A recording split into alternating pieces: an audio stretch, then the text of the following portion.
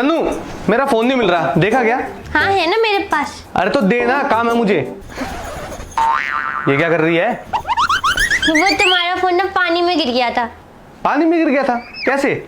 वो ना बुआ जी का फोन आया था, मैं ना बात करी थी तो मैंने ना फेस वॉश लगाया था सुंदर दिखने के लिए।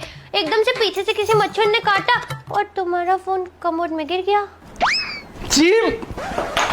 अबे पागल औरत, कमोड यानी टट्टी में। हाँ फेंको मत ना, मैंने ना वॉशिंग मशीन में डाल के इसे घुमा दिया था और तौलिया में भी लपेट दिया था मैंने, ताकि ना टूटे फूटे ना। अब साफ तो हो गया, बस चल नहीं रहा। अरे तेरे अंदर दिमाग है या नहीं, या सिर्फ भूसा भरा हुआ इसमें? तभी तो साफ किया था।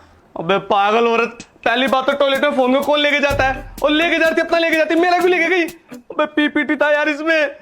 लैपटॉप का हार्डवेयर खराब हो रहा था, मुश्किल से तो फोन में लिया था। पता नहीं किस बोर्ड औरत से शादी हो गई मेरी, ऊपर से वॉशिंग मशीन में ओढ़ दो जाए मेरा फोन। भाग जाए ऐसे।